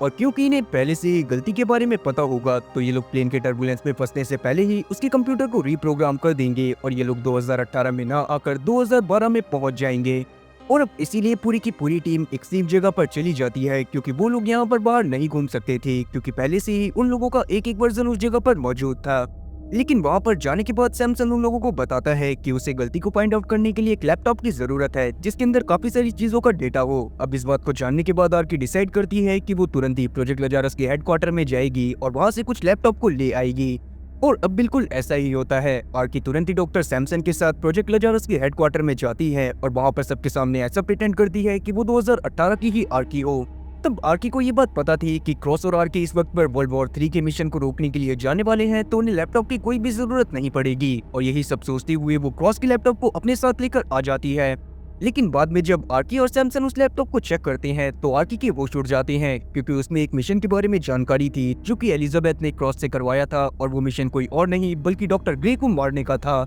और इसका मतलब साफ था कि जिन लोगों ने 2012 में टाइम ब्रेकर ग्रुप के ऊपर अटैक कर उनके लैब में आग लगा दी थी वो कोई और नहीं बल्कि एलिजाबेथ के ही आदमी थे और उन लोगों में क्रॉस भी शामिल था। और अब ये सारी बातें जानने के बाद आर्की काफी ज्यादा शॉक थी, क्योंकि उसकी समझ में नहीं आ रहा था कि एलिजाबेथ और साथी क्रॉस ने उससे इतने समय से ये राज छुपा कर क्यों रखा था। और इसका मतलब ये भी हो सकता था कि एलिजाबेथ जरूरी उनसे कुछ छुपाने की कोशिश कर रही थी, क्योंकि अगर वो इन लोगों से कुछ छुपाने की कोशिश नहीं कर रही होती तो एलिजाबेथ इन लोगों को पहले ही बता देती कि 2012 में रॉबिन की लैब के ऊपर जो अटैक हुआ था वो एलिजाबेथ ने ही करवाया था और बाद में उसे उसने एक्सीडेंट दिखाने के लिए वहां पर आग लगवा दी। और अब इस बारे में पता लगाने के लिए आर्की सीधा उस जगह पर चली जाती है जहां पर इस समय के आर्की और साथी क्रॉस गए हुए थे। तब जैसे ही उसे पता चलता है कि इस समय की आर्की बाहर की तरफ गई हुई है तो वो तुरंत ही क्रॉस के पास चली जाती है और उससे बातों बातों में सीधा 2012 के मिशन के बारे में पूछ लेती है।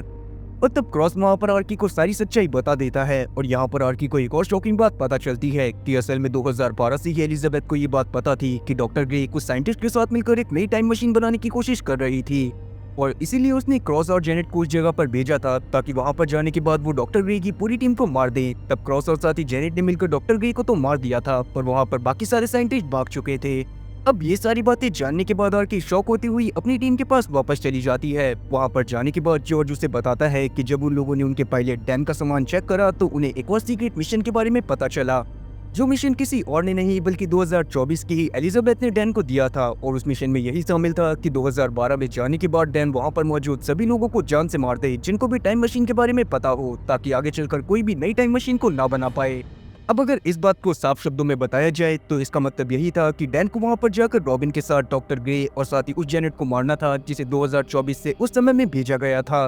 और ये बात जानने के बाद डेनिस और साथी बेकी को बहुत ज्यादा गुस्सा आ जाती है, क्योंकि एलिजाबेथ ने उन्हें इस बारे में कुछ भी नहीं बताया था और डेनिस किसी भी हालत में जेनेट और साथी बेकी को बचाना चाहता था ताकि आगे चलकर वो उन लोगों के साथ रह सके। और अब ये लोग इस बारे में सोच ही रहे थे कि इन लोगों को क्या करना चाहिए, तभी अचानक से ही इनकी कैलकुलेशन के मुताबिक टाइम रीसेट होता है और ये लोग उसी समय में आ जाती हैं जब प्लेन टर्बुलेंस में फंसने वाला था। अब क्योंकि अब तक डॉक्टर सैमसन ने भी उस गलती का पता लगा लिया था, इसीलिए वो प्लेन के टर्बुलेंस में जाते ही तुरंत ही कंप्यूटर के पास जाकर उसे रीप्रोग्राम कर देता है और वो लोग सेफली 2012 में पहुंच जाते हैं। प्लेन की लैंडिंग सही से कराने के बाद जब डैन अपने कॉकपिट से बाहर आता है तो वहाँ पर आने के बाद उसे इस बात का कोई भी अंदाजा नहीं होता कि सभी लोगों को उसके सीक्रेट मिशन के बारे में पता चल गया है। पर क्योंकि डेनिस और बैकी किसी भी हालत में जेनेट को नहीं खोना चाहते थे, इसीलिए वो डैन के बाहर आते ही उसे गन पॉइंट पर ले लेते हैं और बैकी उसे शूट कर जान से मार देती है। अब ये सब देखने के बाद आर्टी, शिव और जॉर्ज को गुस्सा तो आई थी, पर वो लोग जानते थे कि डेनिस और बैकी ने बिल्कुल सही करा है, क्योंकि डैन यहाँ पर किसी भी हालत में जेनेट को मारने के लिए आया हुआ था ताकि वो एलिजाबेथ के दिए गए मिशन को कंप्लीट कर सके। अब प्लेन से नीचे उतरने से पहले वो लोग सोचने लगती हैं कि आखिरकार वो लोग किस तरह से अपने मिशन को अंजाम देंगे, क्योंकि उन्हें ये बात बहुत अच्छे से पता थी कि 2012 में प्रोजेक्ट लजारस में सिर्फ शिव, डेनिस, जेनेट और साथ ही क्रॉस ही काम करा करते थे, और बाकी सारे जने जो कि अभी के समय पर इस मिशन को रोकने के लिए आए हुए थे, जैसे सेरा, आर्की और साथ ही जॉर्ज, वो लोग बाद में रिक्रूट हुए थे। इसी वजह से उनको वहाँ पर कोई भी नहीं जानता था, और इसका मतलब यही था कि सेरा, जॉर्ज और आर्की के ऊपर बहुत ज्यादा खतरा था। तब थोड़ा और डिस्कशन करने के बाद उन लोगों को ये बात भी याद आती है कि 2012 में अर्थ को एक भी बार टाइम ट्रेवल नहीं करवाया गया था, और इसीलिए अब उन लोगों के पास सिर्फ एक ही मौका था ताकि वो अपनी मिशन को सही तरह से कर सके, और अगर ये लोग इस बार फेल हो जाते हैं तो 2024 में अर्थ पूरी तरह से बर्बाद हो जाएगी। वहीं दूसरी तरफ हम लोग 2012 में एलिजाबेथ को देख पाते हैं, जो कि 2012 की ही एलिजाबेथ थी, और जब उसे ये बात पता चलती है कि डॉक्टर ग्रे एक टाइम मशीन को बनाने की कोशिश कर रही है तो वो उससे मिलने के लिए चली जाती है। वहाँ पर जाने के बाद वो डॉक्टर ग्रे को अपनी बातों से समझाने की कोशिश करने लगती है कि शायद उसे टाइम मशीन को नहीं बनाना चाहिए, क्योंकि आगे चलकर इससे अर्थ को बहुत ज्यादा नुकसान हो सकता था, मगर ग्रे उसकी बात को नहीं सुनती और वहाँ से जाने के बाद वो अपने प्रोजेक्ट को कंटिन्यू करना चालू कर देती है।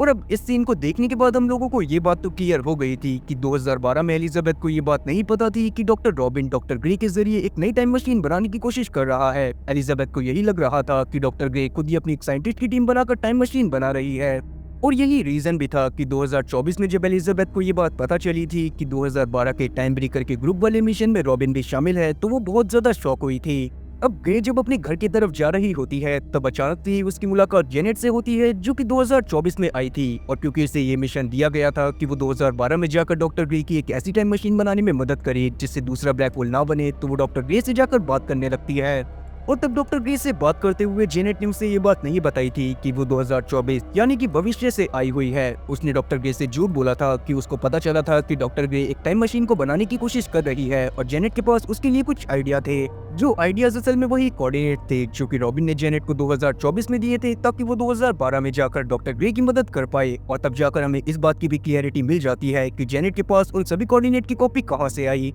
अब आप लोगों के दिमाग में वैसे ये बात भी आ रही होगी कि जेनेट आखिरकार उन लोगों की मदद क्यों कर रही थी। ऐसा इसी वजह से था क्योंकि 2024 से रॉबिन ने जेनेट और साथी बैकी को जबरदस्ती 2012 में भेज दिया था, और अब अगर उसे अपनी असली टाइमलाइन में बैकी के साथ वापस जाना था तो उसे वहाँ पर मौजूद डॉक्टर ग्रे के साथ एक नई टाइम मशीन बनानी ही पड़ती, क्योंकि प्रोजेक्ट लजारस वालों की जो टाइम मशीन थी वो सिर्फ पास्ट में ही ट्रेवल करवा सकती थी। तो इसका मतलब यही था कि एलिजाबेथ के पास जाने का भी कोई भी फायदा नहीं था, और जेनेट ये सब इसी वजह से कर रही थी ताकि आगे चलकर वो अपनी टाइमलाइन में बैकी के साथ वापस जा सके। आगे हम लोग वापस से उन सभी एजेंट को देख पाते हैं जो कि 2024 से 2012 में आए थे। तब वहाँ पर आने के बाद वो सबसे पहले एक जगह पर चले जाते हैं ताकि वो वहाँ पर रहकर अपने आगे के मिशन को कंटिन्यू कर पाए। अब तक उनकी इंफॉर्मेशन के हिसाब से 2012 में एलिजाबेथ ने 14 जुलाई को डॉक्टर ग्रे की लैब के ऊपर अटैक करा था और वहाँ पर मौजूद डॉक्टर ग्रे को मरवा दिया था और वहाँ पर आग लगवा दी थी। और अब इस बात का मतलब साफ था कि इन लोगों के पास अपने मिशन को पूरा करने के लिए 14 दिन थे, और इसीलिए ये लोग तुरंत ही उन सभी चीजों के बारे में पता लगाने की कोशिश करने लगते हैं जो कि इन्हें मिशन के दौरान काम आने वाली थी। वही 2012 के शिप को हम लोग देख पाते हैं जो कि जब प्रोजेक्ट लजारस के हेडक्वार्टर में बैठकर अपना काम कर रहा था तभी अचानक से उसे उस प्लेन के बारे में इंफॉर्मेशन मिल जाती है जिससे सभी के सभी एजेंट 2024 से 2012 में आए थे।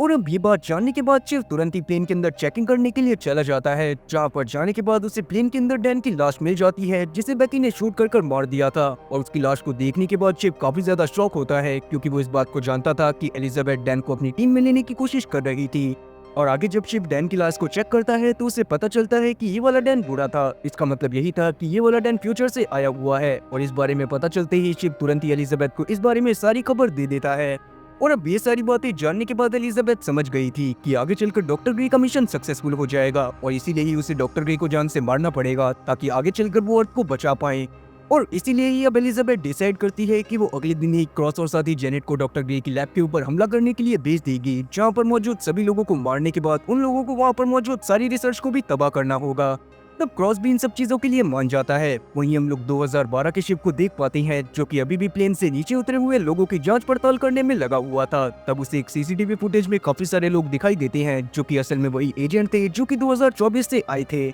जिसमें तो शिप पहले तो किसी को भी नहीं पहचान पाता। तभी अचानक से ही उसकी नजर एक आदमी पर पड़ती है, जो कि बिल्कुल डेनिस की तरह दिखाई दे रहा था, जिसको देखने के बाद शिप काफी ज्यादा शॉक होता है और साथ ही वो उन लोगों की सारी इन्फॉर्मेशन निकलवा देता है कि वो लोग कहाँ पर छुपे हुए हैं। अब अभी के समय पर वैसे तो शिप को कुछ भी समझ में नहीं आ रहा था, पर वो तुरंत ही उस सीसीटीवी का स्क्रीनशॉट लेकर प्रिंट आउट निकालता है और अपने समय के डेनिस के पास चला जाता है, जहाँ पर जाने के बाद वो उसे बताता है कि उन्हें कुछ लोगों को जान से मारना होगा, जिसमें से एक बिल्कुल डेनिस की तरह दिख रहा है। और तब शिप डेनिस को वो प्रिंट आउट निकालता है, जो कि उसने सीसीटीवी का स्क्रीनशॉट लेकर निकाला था। और अब उस प्रिंट आउट को देखने के बाद डेनिस भी काफी ज्यादा शॉक होता है और 2012 के डेनिस और शिप तुरंत ही उस जगह पर जाने लगते हैं जहाँ पर 2024 के एजेंट छुपे हुए थे। वही हम लोग क्रॉस और जेनेट को देख पाते हैं, जो कि एलिजाबेथ के कहने पर डॉक्टर ग्रे की लैब के ऊपर अटैक करते हुए वहां पर मौजूद सभी साइंटिस्ट को जान से मार देते हैं। साथ ही उन्होंने डॉक्टर ग्रे को मारने के बाद वहां पर मौजूद सभी डॉक्यूमेंट को खत्म करने के लिए आग भी लगा दी थी। लेकिन आग लगाने से पहले क्रॉस वहां पर उस जेनेट को नोटिस कर लेता है, जिसे रॉबिन ने 2024 से 2012 में भेजा हुआ था, और वहां पर मौजूद एजेंट ने उस जेनेट को भी जान से मार दिया था। जिसे देखने के बाद क्रॉस काफी ज्यादा शॉक होता है, क्योंकि उसके साथ भी एक जेनेट आई हुई थी जिसने यहाँ पर मौजूद सभी लोगों को मारने में क्रॉस की मदद करी थी। वहीं 2024 से आए हुए सभी एजेंट इस बात से अनजान थे कि इस बार एलिजाबेथ ने 2012 में 13 दिन पहले ही डॉक्टर ग्रे की लैब के ऊपर अटैक कर वहां पर मौजूद सभी लोगों को जान से मरवा दिया था। तभी अचानक से ही उनके घर की डोरबेल बजने लगती है और जब डेनिस चेक करने के लिए जाता है तो वहां पर वो देखता है कि 2012 के डेनिस और शिव वहां पर खड़े हुए थे, जिन्हें देखने के बाद वो काफी ज्यादा शॉक था। साथ ही 2012 का डेनिस भी यहाँ पर अपने 2024 वाले वर्जन को देखकर बहुत ज्यादा शॉक होता है और जल्दबाजी में उसे शूट कर जान से मार देता है। लेकिन 2024 के डेनिस ने भी 2012 वाले डेनिस को शूट कर दिया था। तब यहाँ पर हम लोग बेकी को देखते हैं, जो कि अपने पिता को मरा हुआ देखकर बाहर आती है, और तब यहाँ पर 2012 वाला डेनिस उसे भी शूट कर जान से मार देता है, पर बेकी भी उसे शूट करती है और 2012 वाला डेनिस भी मर जाता है। अब शिव ये सब देखने के बाद एकदम सटपटा गया था और उसे बहुत ज्यादा गुस्सा आ रही थी, इसलिए वो गुस्से के चलते ही घर के अंदर जाता है और वहाँ पर मौजूद 2024 की आर्की को जान से मार देता है, और साथ ही उसने 2024 के शिव को भी जान से मार दिया था। तब यहाँ पर जॉर्ज, सेरा और साथ ही डॉक्टर सैमसन ही जिंदा बचकर निकल पाते हैं। तब जॉर्ज, सेरा और डॉक्टर सैमसन किसी तरह से बचते हुए डॉक्टर ग्रे की लैब की तरफ ही भागने लगते हैं, क्योंकि वो लोग जान गए थे कि शायद प्रोजेक्ट लजारस वालों को उनके यहाँ पर आने के बारे में खबर लग गई है। अब उन तीनों के वहां से भागने के बाद जब शिव वहां पर मौजूद अपनी लाश और साथ ही डेनिस की 2 लाशों को नोटिस करता है, तो उसे समझ में आता है कि वो लोग असल में उनके ही वर्जन थे, जो कि फ्यूचर से यहाँ पर किसी मिशन के दौरान आए हुए थे। और तब वो इस बारे में तुरंत ही एलिजाबेथ को बता देता है, और ये सब जानने के बाद एलिजाबेथ खुद भी काफी ज्यादा शॉक थी। वहीं हम लोग जॉर्ज, सेरा और साथ ही डॉक्टर सैमसन को देख पाते हैं, जो कि जब डॉक्टर ग्रे की लैब के पास पहुंचते हैं तब उन्हें पता चलता है कि इस बार एलिजाबेथ ने जल्दी ही डॉक्टर ग्रे की लैब के ऊपर अटैक करवाकर वहां पर मौजूद सभी चीजों को खत्म कर दिया था, और इसका मतलब यही था कि ये लोग अपने मिशन में फेल हो गए थे। और ये बात जानने के बाद जॉर्ज, सेरा और साथ ही डॉक्टर सैमसन काफी ज्यादा परेशान होने लगते हैं, क्योंकि उन्हें ये बात समझ में आ गई थी कि 2012 में एक बार भी अर्थ को टाइम ट्रेवल करवाकर पीछे लेकर नहीं जाया गया था, और अब सब सही सिर्फ तभी हो सकता था जब ये लोग 2012 की एलिजाबेथ को एक बार टाइम रीसेट करने के लिए मनवा लें। पर ये लोग जानते थे कि 2012 की एलिजाबेथ भी बहुत ज्यादा अकड़ू है और वो इतनी आसानी से टाइम को रीसेट नहीं करेगी। वहीं 2012 की एलिजाबेथ और 2012 के एजेंट्स को ये बात परेशान कर रही थी कि उन्होंने कहीं अपने फ्यूचर वर्जन को मारकर कोई गलती ना कर दी हो, क्योंकि उन्हें ये बात बहुत अच्छे से पता थी कि अगर वो लोग पास्ट में आए थे तो वो वहाँ पर किसी जरूरी मिशन से ही आए होंगे। और अब उनके फ्यूचर वर्जन के सीक्रेट मिशन के बारे में जानने के लिए एलिजाबेथ को छोड़कर सभी एजेंट वहां से चले जाते हैं, ताकि वो कोई ना कोई इन्फॉर्मेशन फाइंड आउट कर पाए। पर वहां पर हम लोग देखते हैं कि उन सभी एजेंट के जाने के बाद वहां पर तुरंत ही जॉर्ज, सेरा और साथ ही डॉक्टर सैमसन पहुंच गए थे। तब जॉर्ज तुरंत ही एलिजाबेथ को गन पॉइंट पर लेते हुए उसे समझाने की कोशिश करने लगता है कि वो लोग फ्यूचर से बहुत सीक्रेट मिशन के लिए 2012 में आए हुए हैं, और उस मिशन को पूरा करने के लिए एलिजाबेथ को अभी टाइम को रीसेट करने की बहुत ज्यादा जरूरत थी। पर जॉर्ज के इस रवैये को देखने के बाद एलिजाबेथ को बहुत ज्यादा गुस्सा आ गई थी, और वो तुरंत ही जॉर्ज से बोलती है कि ये कोई तरीका है भीख मांगने का, जिसके बाद वो तुरंत ही उसको मना भी कर देती है कि वो टाइम को रीसेट नहीं करेगी, क्योंकि उसने वहां पर मौजूद डॉक्टर ग्रे की लैब को पूरी तरह से बर्बाद करवा दिया था, और इसका मतलब यही था कि आगे चलकर कोई दूसरी टाइम मशीन नहीं बनेगी। लेकिन सैरा उसकी बात सुनने के बाद तुरंत ही उसके पास आकर उसे समझाने की कोशिश करने लगती है कि जिन कोऑर्डिनेट से टाइम मशीन बनाई जा सकती थी, जेनेट ने उन्हें मरने से पहले एक बिल्डिंग में छुपा दिया था। इसका मतलब यही था कि अगर रॉबिन आगे चलकर उन कोऑर्डिनेट को फाइंड आउट कर लेता है तो वो एक नई टाइम मशीन को बना लेगा। और ये सब बताने के बाद सैरा एलिजाबेथ को समझाने की कोशिश करने लगती है कि सैरा के पास एक सीक्रेट प्लान है जिसकी मदद से वो फ्यूचर में बनने वाली किसी भी टाइम मशीन को रोक सकते थे। अब ये बात जानने के बाद एलिजाबेथ तुरंत ही वहाँ से जॉर्ज और साथ ही डॉक्टर सैमसन को बाहर भेज देती है और सैरा से अकेले में बातें करना चालू कर देती है। और तब सैरा ना जाने कौन से सीक्रेट आइडिया के बारे में बातें करते हुए एलिजाबेथ को अपने वश में कर लेती है और एलिजाबेथ उसकी बात को सुनने के बाद तुरंत ही टाइम को रीसेट करवा देती है।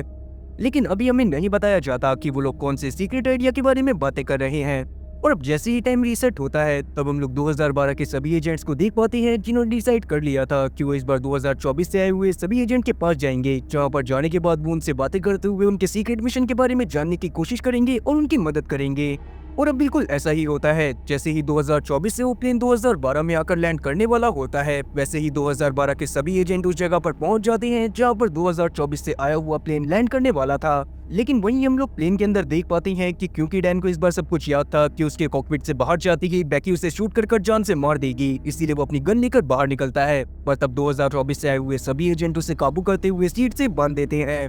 इस बार उन्होंने डैन को जान से नहीं मारा था, जिसके बाद जब वो लोग प्लेन से नीचे उतरते हैं तो वहाँ पर उनकी मुलाकात चिप, डेनिस, जेनेट और साथ ही क्रॉस से होती है, जो कि 2012 के एजेंट थे जो लजारस प्रोजेक्ट के लिए काम करा करते थे। और अब जैसा कि 2012 के सभी एजेंट ने डिसाइड कर लिया था कि वो 2024 से आए हुए सभी एजेंट के सीक्रेट मिशन के बारे में जानेंगे और उनकी मदद करेंगे, तो वो उन लोगों को अपने साथ एक सेफ जगह पर लेकर चले जाते हैं।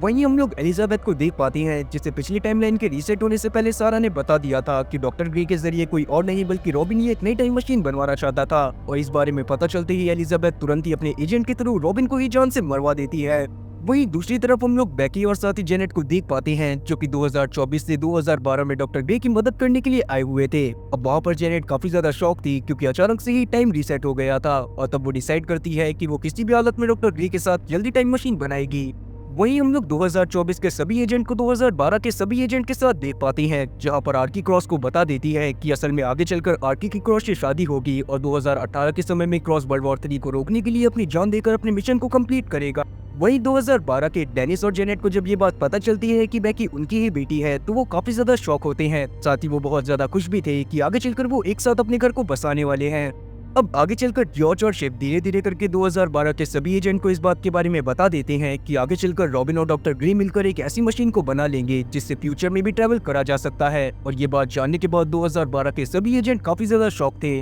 साथ ही अब उन्हें ये बात भी समझ में आ गई थी कि 2024 से जितने भी एजेंट यहाँ पर आए हुए हैं वो वहाँ पर मौजूद बैकी और साथ ही जेनेट को वापस से फ्यूचर में ले जाने के लिए आए हुए हैं, जिन्हें 2024 से रॉबिन ने 2012 में भेज दिया था। और ऐसा इसी वजह से था क्योंकि 2024 से जेनेट जो अपने साथ कोऑर्डिनेट लेकर आई हुई थी, उसी से 2015 में डॉक्टर सैमसन ने एक टाइम मशीन को बना लिया था जिससे वो पास्ट या फिर फ्यूचर कहीं पर भी ट्रैवल कर सकते थे। और अब सारी बातें जानने के बाद सभी के सभी एजेंट तुरंत ही डॉक्टर ग्रे की लैब की तरफ जाने लगती हैं ताकि वहां पर जाने के बाद वो वहां पर मौजूद 2024 की जेनेट और बैकी को अपने साथ लेकर प्लेन के पास आ पाए, जिसके बाद वो वापस से 2024 में चले जाते। वहीं हम लोग एलिजाबेथ को देख पाते हैं जिसे इस बारे में बहुत पहले ही पता चल गया था कि 2012 में मौजूद सभी एजेंट 2024 से आए हुए सभी एजेंट की मदद करने की कोशिश करेंगे और इसीलिए वो अपने उस प्लान को एग्जीक्यूट करने में लग जाती है जो उसने सैरा के साथ मिलकर बनाया था, जिसके मुताबिक उसने अपने बहुत सारे आर्म सोल्जर को तुरंत ही डॉक्टर ग्रे की लैब के पास भेज दिया था और वहां पर उन्हें वेट करने के लिए बोला था जब तक वो उन्हें अगला सिग्नल नहीं देती। अब आगे हम लोग 2012 और साथ ही 2024 के सभी एजेंट को देख पाते हैं जो कि डॉक्टर ग्रे की लैब में जाने के बाद तुरंत ही 2024 की बैकी और साथ ही 2024 के जेनेट से जाकर बात करने लगते हैं। तब यहाँ पर 2024 का डेनिस 2024 की जेनेट को देखने के बाद बहुत ज्यादा खुश होता है। साथ ही यहाँ पर 6 साल की बैकी भी अपने बड़े वर्जन को देखने के बाद बहुत ज्यादा खुश थी और यहाँ पर डॉक्टर सैमसन भी बहुत ज्यादा शौक था क्योंकि 2024 से जो लोग आए थे उसमें 2024 का डॉक्टर सैमसन भी शामिल था। तो वहाँ पर जॉर्ज और शिव मिलकर वहाँ पर मौजूद 2024 की जेनेट और 2024 की बैकी को अपने मिशन के बारे में बताने लगते हैं और उसी बीच हम लोग सैरा को देख पाते हैं जो कि उन सभी एजेंट से अलग चली गई थी। और तब जाकर हमें सैरा और एलिजाबेथ के सीक्रेट आइडिया के बारे में पता चलता है। दरअसल सैरा को भी यही लगा करता था कि अगर वो आगे चलकर किसी भी ऐसे इंसान को जिंदा छोड़ देती है जिसको टाइम मशीन के बारे में पता होगा तो आगे चलकर अर्थ पूरी तरह से बर्बाद हो जाएगी। और इसीलिए सेरा ने डिसाइड करा था कि जो काम एलिजाबेथ ने डैन को दिया था उसको सेरा खुद पूरा करेगी। और एलिजाबेथ ने डैन को यही काम दिया था कि वो मिशन के पूरा होने के बाद उन सभी लोगों को जान से मार दे जिनको भी टाइम मशीन के बारे में पता हो। और जिन लोगों को टाइम मशीन के बारे में पता था उसने 2024 की जेनेट, 2024 की बेकी और साथ ही 2024 का डॉक्टर सैमसन और 2012 का भी डॉक्टर सैमसन शामिल था। और इसीलिए ही एलिजाबेथ ने सारा की मदद करने के लिए वहां पर अपने आर्म गार्ड को भेजा था जो कि वहां पर मौजूद सभी लोगों को एक एक करके सारा के साथ मारने वाले थे। और जैसे ही यहाँ पर एलिजाबेथ का इशारा उन सभी गार्ड्स को मिलता है वो तुरंत ही अंदर घुसकर सारा के साथ डॉक्टर ग्री के सभी साइंटिस्ट को मारने लगते हैं। और अब ये सब देखने के बाद 2012 और 2024 के सभी एजेंट बहुत ज्यादा शौक थे कि सारा भी एलिजाबेथ के साथ मिल गई है और वहां पर मौजूद सभी लोगों को एक एक करके जान से मार रही है। तब हम लोग देखते हैं कि 2012 और 2024 के सभी एजेंट एलिजाबेथ के गार्ड से लड़ने की कोशिश कर रहे थे। और उसी बीच सारा इस बात का फायदा उठाते हुए तुरंत ही 2024 की जेनेट के पास जाती है और उसे जान से मार देती है।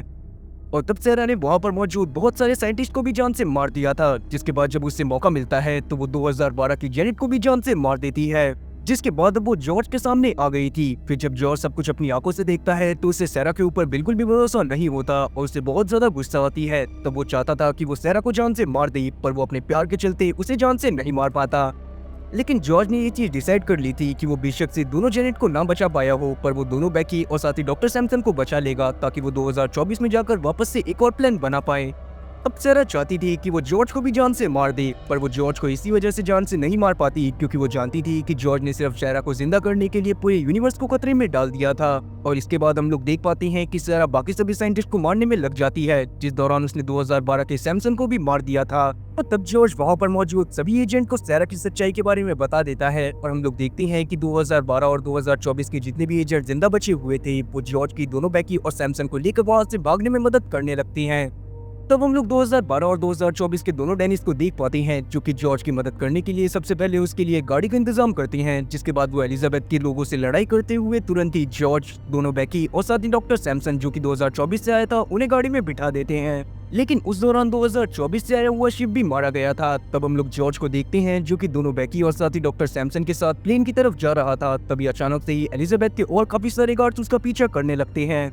लेकिन तभी वहां पर 2024 की आर्की पहुंच जाती है जो कि जॉर्ज की मदद करने के लिए आई हुई थी। और तब वो जॉर्ज की मदद करने के चक्कर में खुद की जान गंवा देती है, पर वो किसी तरह से जॉर्ज, दोनों बेकी और साथ ही 2024 के डॉक्टर सैमसन को वहां से निकाल देती है। अब जॉर्ज वहां से दोनों बेकी और डॉक्टर सैमसन को लेकर किसी तरह से प्लेन के पास पहुंच गया था, पर जैसे ही वो प्लेन में जाने की कोशिश करता है तभी वहां पर एलिजाबेथ अपने कुछ गार्ड्स के साथ आ जाती है, जिसमें 2012 का शिप भी शामिल था। जिसको देखकर जॉर्ज को काफी ज्यादा गुस्सा आती है क्योंकि उसे लग रहा था कि एलिजाबेथ का साथ कोई और नहीं बल्कि 2012 का शिप दे रहा था। तब एलिजाबेथ वहां पर डॉक्टर सैमसन को मार देती है जो कि 2024 से आया हुआ था। और तब वो वहां पर जॉर्ज और साथ ही दोनों बेकी को भी जान से मारने ही वाली थी, पर वो उन्हें जान से मार पाती उससे पहले ही शिप तुरंत ही एलिजाबेथ को शूट कर जान से मार देता है। जिसे देखने के बाद जॉर्ज समझ गया था कि शिप असल में उसकी मदद करने के लिए ही एलिजाबेथ के पास नाटक करते हुए गया था। अब क्योंकि जॉर्ज का रास्ता पूरी तरह से साफ हो गया था तो वो तुरंत ही प्लेन में जाकर वापस से 2024 में दोनों बेकी और साथ ही डैन को लेकर आ जाता है। जहां पर आने के बाद वो देखता है कि दुनिया पूरी तरह से चेंज हो गई थी। तब वो तुरंत ही दोनों बेकी को एक सेफ जगह पर छोड़कर तुरंत ही प्रोजेक्ट लजारस के ऑफिस में जाता है। जहां पर जाने के बाद वो देखता है कि एलिजाबेथ के बाद वहां की डायरेक्टर कोई और नहीं बल्कि खुद सारा बन गई थी, जो कि 2012 में ही रुक गई थी और जॉर्ज ने उसे नहीं मारा था। और तब सारा भी 12 साल बड़ी और हो गई थी, जिसे देखने के बाद जॉर्ज काफी ज्यादा शॉक होता है। फिर आगे जब वो सारा से बात करता है तो उसे काफी सारी अजीब चीजों के बारे में पता चलता है। और तब वहां पर हम लोग जान पाते हैं कि असल में 2012 और साथ ही 2024 के दोनों डेनिस रुक गए थे। और इसका मतलब यही था कि हो सकता है कि वो अभी भी जिंदा होंगे, पर उन दोनों की उम्र बढ़ चुकी होगी। साथ ही 2012 में दोनों जेनेट मारी गई थी और 2012 और साथ ही 2024 दोनों की बेकी ही 2024 में आ गई थी। और इसका मतलब यही था कि ये दोनों अब साथ में रहने वाली थी। और वहाँ पर हम लोग ये भी जान पाते हैं कि हो सकता है 2018 में क्रॉस ने खुद को बचा लिया हो, क्योंकि उसे 2012 में ही आर्की ने बता दिया था कि 2018 के दौरान वो वर्ल्ड वॉर 3 को रोकने के लिए अपनी जान दे सकता है। और हो सकता है कि क्रॉस ने उस इवेंट को चेंज कर दिया हो और अपनी जान को बचा लिया हो।